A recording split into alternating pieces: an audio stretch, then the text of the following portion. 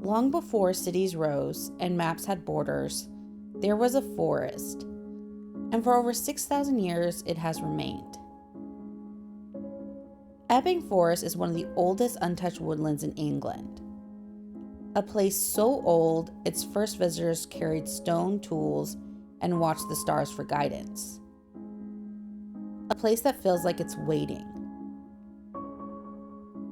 Now, over the centuries, it's been a royal hunting ground, a hiding place for outlaws, and possibly something far stranger. Hikers speak of sudden silence, time seeming to slip, and figures drifting between the trees that vanish without a trace. Some call it the Loughton Ghost, a spectral figure near the site of an ancient hill fort. But maybe this isn't just a haunting. Maybe it's a place where something much older is still listening. Now, I've heard my share of ghost stories, and I don't scare easy. But there's something about the Epping Forest that doesn't feel like just another urban legend. The reports, they don't just repeat, they echo. This is a story of Loughton Ghost and the forest that remembers everything. Welcome to Supernatural Signals. Today we're tuning into the Loughton Ghost. Is Epping Forest trying to speak?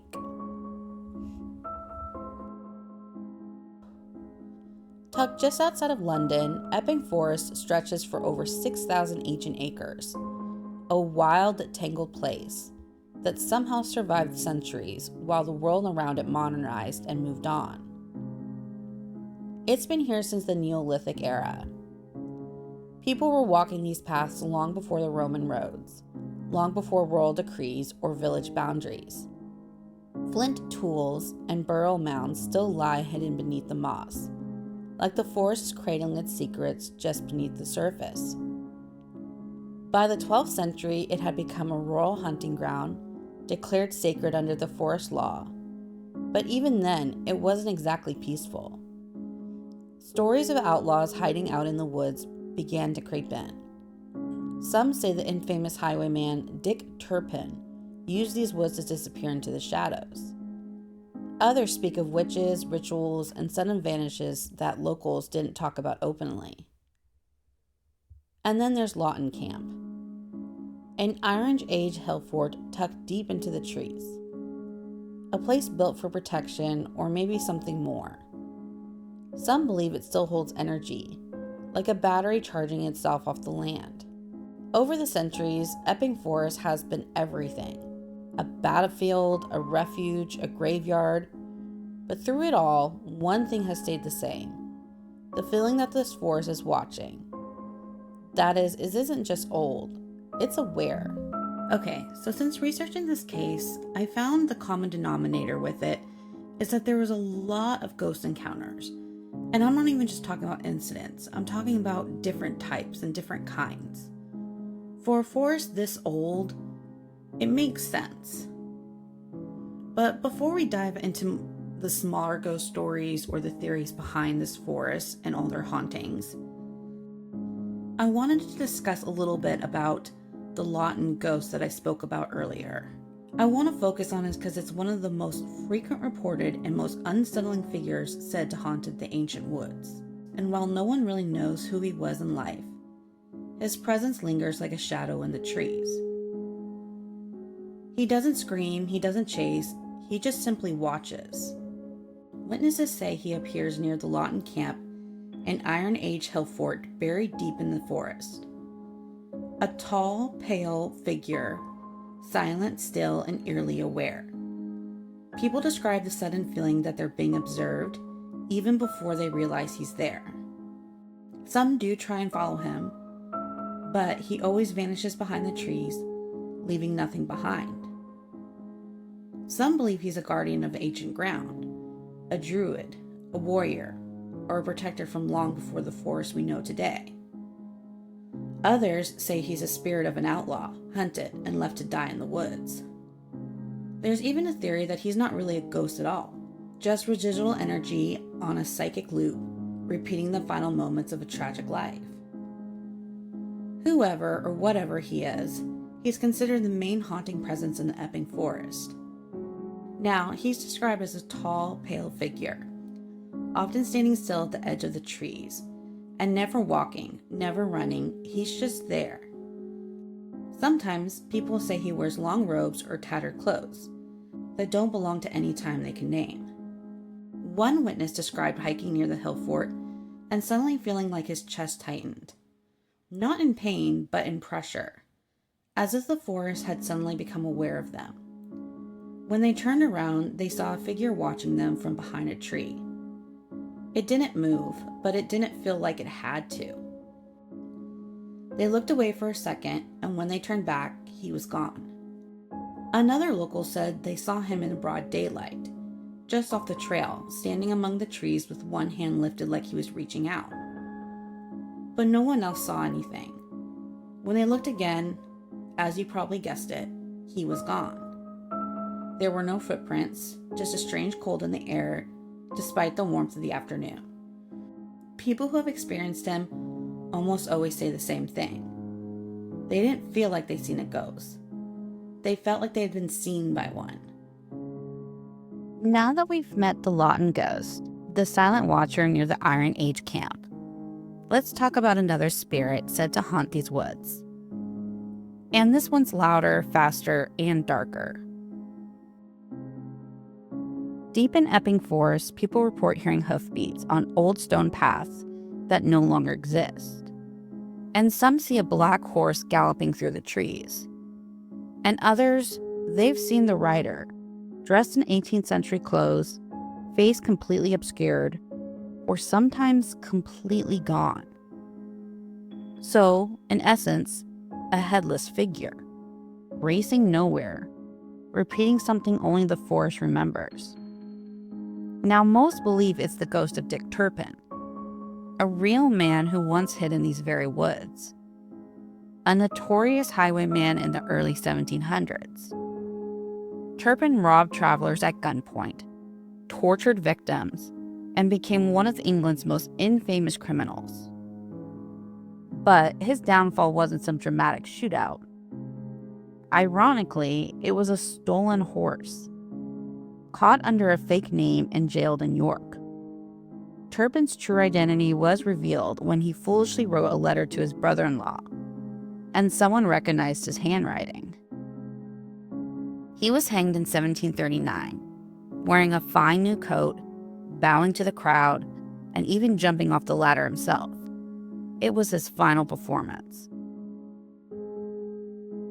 And the very next day, grave robbers tried to steal his body, but locals chased them off and reburied him, sealing his legacy as more myth than man. In the years since, witnesses have reported a dark figure on horseback, thundering through the mist, sometimes headless, sometimes watching silently from the tree line. And somehow, Epping Forest always seems to be part of the story.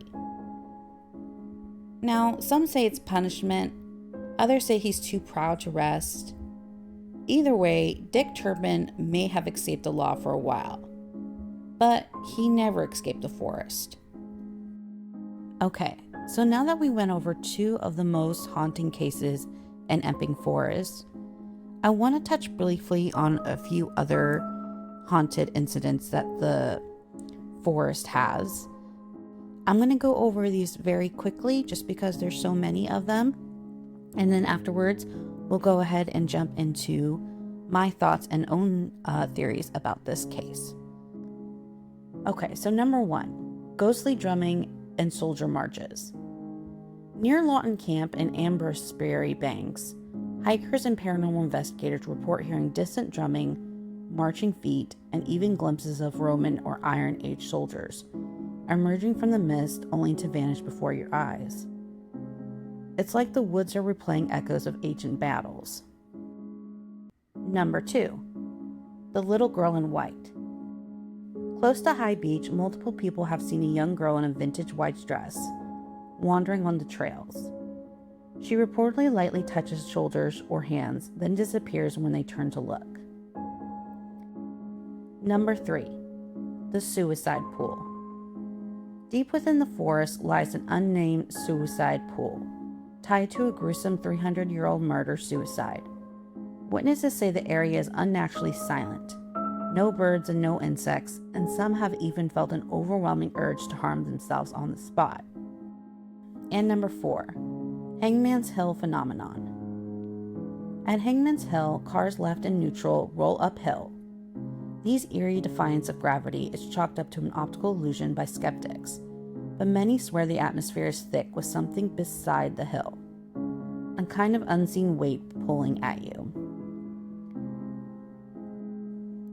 So as you can see, there's so many stories that it would be too hard for me to deep dive in every single one for this video. But like I said, later on I want to revisit this forest and go over some things like the suicide pool, for instance. Okay, so when I was digging into this case, 2 things really stood out to me. First, the forest itself. Epping Forest is ancient, and its energy just feels old. It's layered with history, with spiritual residue of people and beings who have been there for centuries. And it's not just the ghost that feels stuck. It's like the entire forest is holding its breath, locked into a time that no longer exists.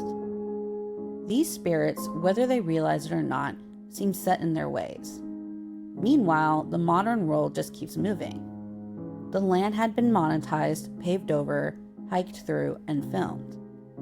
It's like 2 realities clashing. One that refuses to change, and one that never stops changing. And the spirits? They're stuck in a kind of purgatory they may have accidentally built for themselves, repeating old patterns, scaring off anyone curious enough to help, or even just try to understand. It's like the older the energy is in a place, the more stubborn it becomes. You know that old phrase, you can't teach a dog new tricks? Well, I think that's how ghosts work, especially in a place like Epping Forest. Now, I know this might sound pretty obvious, but the second thing I realized gave it a whole new layer for me. What if this isn't just a ghost story? What if it's a metaphor for us? Like, think about it. So many people are just stuck. They repeat the same spiritual routines or the same lifestyle loops. Paying bills, scrolling recycled internet gossip, dealing with the same workplace drama over and over again. Some are more aware than others. Maybe they dipped a toe into the spiritual growth or alternative thinking, but they're just so looping, repeating. It's like we're doing the ghost version of modern life. We know the bills come back. We know we've grown in certain areas, but we just sit in the comfort. We stop pushing ourselves. And if the universe is as big and wild and unknowable as I believe it is, then staying stuck like that, it limits what you're allowed to see. I don't think the universe punishes people, but I do think it stops trusting you with the bigger picture if you show it you're not open to change. It's ever expanding, right? So to keep up with it, you have to expand too. And when you don't, when you sit too long in that loop, repeating what's familiar, avoiding the uncomfortable shifts, the universe might just force it. And I don't mean gently. Sometimes it's like a firework going off inside you. Like the universe has been watching you pace the same ghostly hallway for too long, and it's like, okay, time to move on, we need you elsewhere. Because if you don't grow, if you don't evolve, if you don't try to perceive things differently, you risk becoming the ghost of Epping Forest. Not evil, not forgotten, just stuck. And I don't think the universe hates ghosts. I think they feel sorry for them. Alrighty, thank you for listening to another episode of Supernatural Signals. That's just what I've been thinking about lately. Whether you believe these hauntings are literal or metaphorical, I think there's something really telling in how a place like this and its spirits refuse to adapt. Let me know what you think. Do you think ghosts choose their loops, or are they a warning for the rest of us? I personally think it's a little bit of both. Okay, so please leave your comments and questions down below and give us a like and subscribe. And until next time, stay curious and stay tuned into the supernatural. Thanks for watching.